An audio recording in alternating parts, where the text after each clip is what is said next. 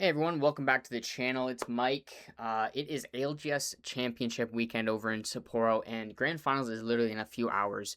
And I've been watching a ton of Apex this weekend, and you guys know how much I love talking about Apex and teaching people about Apex. So that's what we're going to try and do.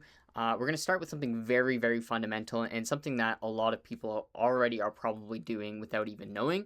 But when you are more aware of this and you can structure your actions and your teams around this, it becomes a lot easier to really fine tune your gameplay. So right now, the fundamental we're going to be looking at right here is knowing your role, and this is extremely important with Pro Apex because teams are literally constructed with these roles in mind. There's not going to be three types of one role or two types of one role. Every single player on a team plays a role. Now, if you're playing pubs or you're playing ranked, whether it's with randoms or with your teammates, it's not going to go perfectly because that's just impossible, right? So let's get into it. The first role is going to be your entry fragger. So this person is going to be doing a lot of the initial damage. They're going to be typically on a character that has a lot of movement. Think of Loba, Wraith, Alter, that kind of thing. Second, we have the refrag. So this role is really designed to capitalize off the damage your entry fragger is doing. Doesn't really have a big impact on which legend you're playing. This is more about what you're doing as a player. Final role on the team is going to be your anchor. And this is your classic support legends like Newcastle, Lifeline. A Caustic is going to be a really good anchor player. Rampart even. The anchor is really designed to keep your team alive and stabilized. When things are going bad, that's where your anchor shines. Your anchor is really the one that it holds all the structure together when things are going really poorly. So a lot of this has to do with your legend composition. For example, you're not going to want to play Newcastle as an entry fragger or Lifeline as an entry fragger, for example. But it also has a lot to do with your DNA as a player. Me personally, I find it pretty difficult to anchor in most situations. So I definitely fall into the more refrag, entry fragger DNA. And that's where I have a lot of success on a character like Loba or Valkyrie or really that's the only two I play. But um, I'm able to do a lot of damage, and usually, sometimes I make mistakes, but usually I can do enough damage before going down that I'm able to help my team. As I kind of grow into and get into the higher ranks, I tend to try and anchor a little bit more, play those characters that slow me down because I'm not able to get away with the entry fragger type activities that I'm able to do in pubs or lower rank, for example. It has a lot to do with your DNA as a player, but it also has much to do with your legend composition. I'm pretty lucky in this squad that I was currently playing with the clip behind you that you can see. Our DNA as players, pretty well follows this model pretty quickly. Loba, me, typically is doing entry. Octane's doing a lot of refrag, and then Sparrow's doing a lot of anchor for us. So that ends up working really well, and that's sometimes that just comes from playing together a lot, or it comes from a distinct intentional conversation about what kind of your roles you're playing. But it wouldn't work if we're all trying to play entry frag, or if we're all anchoring, or if we're all refragging. That doesn't make sense because how are we refragging off nothing? You know what I mean? The clip behind me that we're going to talk about and we're going to go through in a second here is a really good example of the entry fragger role. So over time, I'll try and find more clips of me refragging or anchoring and things like that. But typically as I play the entry fragger role, I'm going to be naturally finding more examples of this. But this clip behind me is a very good example of that. So let's get into it here. And first thing we're going to notice is that we have a team playing this top building here, and we are kind of stuck a little tiny bit on low ground here. So it's not an ideal situation. It's last squad left, us versus them. So let's get into the clip here.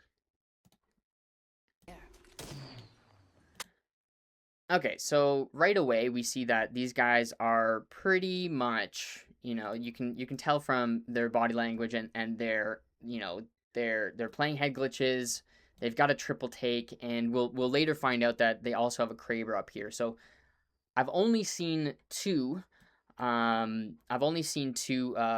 Enemies so far, but what I'm trying to do as the entry frag in my role is I'm trying to pull attention. If we stay in this building, the only real options we have to peek is I can play this angle over and over and over again, or I can go on roof, play that angle over and over again. But if we're all kind of staying in this building, that doesn't do a whole lot in terms of stretching attention and stretching intention, because they're just going to be able to stare down at us and sit on the top of the building. And I don't have even with a 3 times bow check, I don't have a great look at those guys. Again, these guys, it's pubs, so they're probably going to just be playing head glitches and sitting on the top of roof there. So we'll continue with the clip here. 2 of them at least. So I calm that I've seen 2 of them.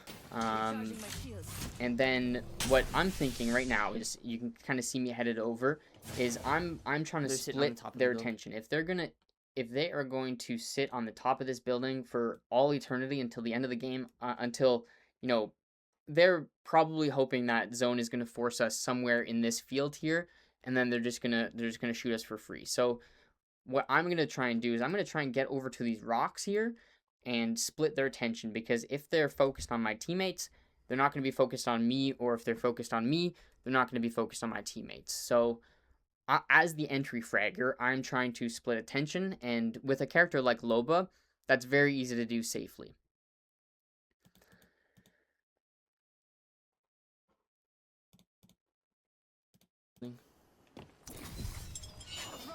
And super excellent bracelet here, for sure. Yeah.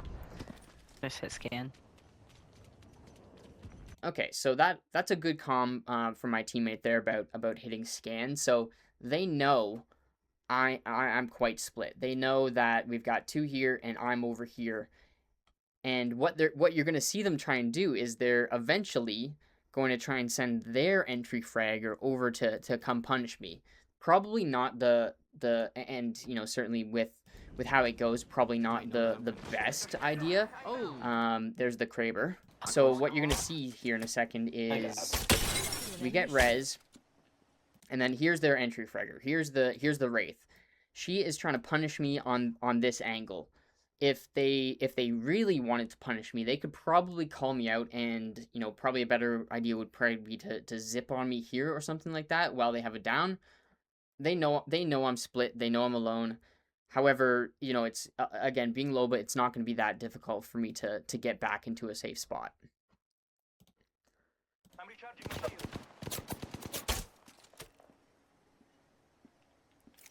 So I'm working on trying to pull attention, pull damage out my way. They know I'm here. And what I'm going to notice in a second here is that the Wraith is going to try and do entry on me and punish me for being alone. So here she comes. She drops down. I see her. I actually get audio on this, which is amazing. But I saw her with my eyes, so no big deal if I didn't. And then so I tracked the Wraith. She wasn't able to punish me. Again, it would have been a better idea if her teammates went with her, but she wasn't able to punish me, and I got a really, really good damage trade. And then her phase, it really ends up being disastrous for her, because it ends up not being far enough, and then I'm able to get a very quick knock. So as the entry fragger, right now, I need to capitalize on that knock, and I am going, right? Doesn't really matter what my teammates are doing necessarily right now, but I am going to punish this knock and make sure they're not going to get this res. And I have the mobility to do that, because I can be over there in a second, right? So good example of what you can do as an entry fragger, and I get a little bit lucky due to a shield glitch here that I was able to kill her really, really fast. And then, just as quick as I'm in there, I'm out because this is not a great spot for me looking down. My teammates are still quite far away, so I need to get into a better spot and make sure I can survive. Yeah, It's still very good. healthy, Heal. but Okay. this is it But we being can below pressure them and these stuck guys, I below think. them, especially if they double dropped on me, not a situation where I want to be in. So again, now I'm playing a little bit further up right here, because we have the advantage. It's a 3v2. There's two of them are still sitting on roof, and my teammates are still a little bit playing these buildings, trying to draw attention, trying to draw that Kraber's attention over their way. So next we will see what happens. Drop my boost, my jump pad. Should have probably hit that one. Another Kraber shot goes out. Do 65. 65 on lifeline. Crack one up top. He's very weak. And then, based on my teammates' comm, because I'm the one that's closest and I'm the one that has mobility to get there and to get out quick enough, I'm going. I'm trying to capitalize on that damage and get in, because what the entry fragger role is kind of intentionally doing here, and what I'm trying to do is I don't necessarily care if I go down here. I'm just trying to do as much damage as I possibly can, so that my teammates have an easy wipe. So they're kind of playing off me here, in the sense and I should have calmed what I was doing here. I kind of just locked in, but they're going to be able to take a jump pad, or Sparrow's going to be able to get up here fairly quickly if I do go down. But my teammate did a ton of damage, so I'm going to be looking to capitalize on that instantly. Oh, this is last one. They're the last one. I could get a good knock there, and then good night, Jim Kite.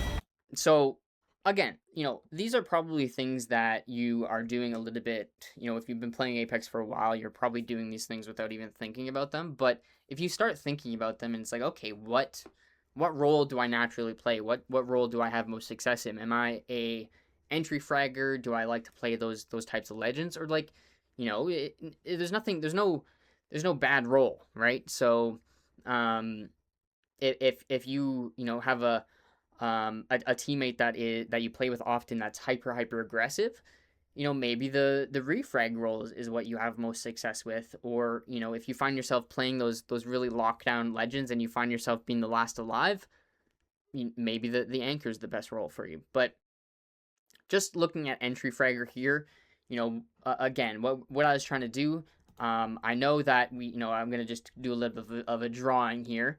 So we've got guys up here, right, playing the height. We're down here.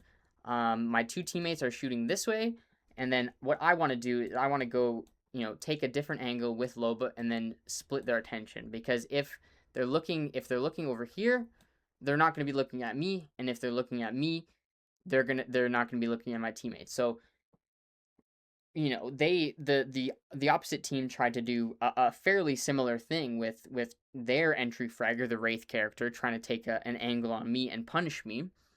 However, it didn't work out. So that is kind of the basis of this fundamental, and I hope you guys enjoyed. I hope you guys learned something. I hope you guys really enjoy the grand finals that's coming up in a few minutes, or a few hours here, a few minutes, geez. I know I'm going to be cheering my hardest for Crazy Thieves. Yeah, anyways, if you guys enjoyed this video, please leave a comment and subscribe to the channel if you want to see a little bit more of this.